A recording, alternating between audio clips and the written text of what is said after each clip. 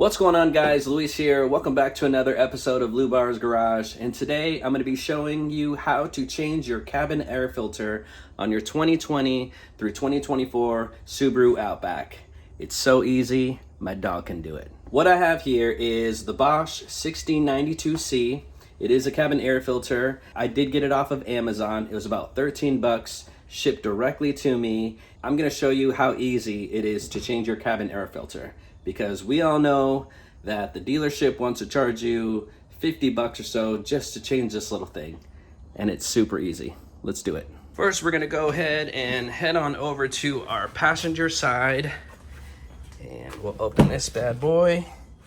Okay, so what we're doing is opening up your glove compartment there. And what we're gonna do is there's a little notch right over here. It's like a little brace. And you're literally just gonna pull it out just like that. And then right through there, you'll see a tab and another tab right there. You're gonna squeeze your glove box inward. So you're gonna push it this way. So that way that tab gets out. And then we're gonna go over here and push it in that way. And just like that, our glove box comes out. You're probably gonna have your manual and some other papers there, so just be mindful. It's gonna probably fall here, but no big deal. So here we are behind the glove box, and you're gonna see this panel right here, this little door, and you're gonna see this little clip. And all we're doing, we're gonna pinch these two tabs together. So see, we got one there, and there's two. And we'll remove this little door here, and it does have these tabs right up here that show you where it goes when we're ready to install up there. You'll see here the door does say up, so that way you know the direction of how this is going to go when we reinstall it again. Voila, guys, there we are. There is our cabin air filter, and as you can see, mine is pretty filthy. So all we're going to do is we're just gonna go ahead and pull this thing out just like that. Look how freaking filthy this thing is, man. Honestly, I can't remember the last time I changed it, so good thing we're changing it now. There you go. Let's go ahead and do a quick comparison with our new cabin air filter.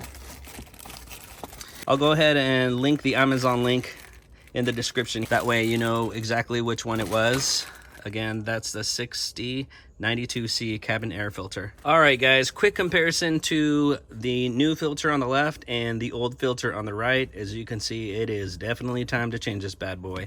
So we're gonna go ahead and take a look around the box here, and it's gonna tell us the orientation of how we need to install this thing. Airflow is going upwards, so that's how we are going to install it. Another tail, so as you can see here, this flap is open like that, and we got the flap open up here, because if we turn it around, it's closed on this side. We're gonna grab it like this, and we are going to put it in here, but as you can see, there's a little shelf there and another shelf there, so that way you know where it's gonna go.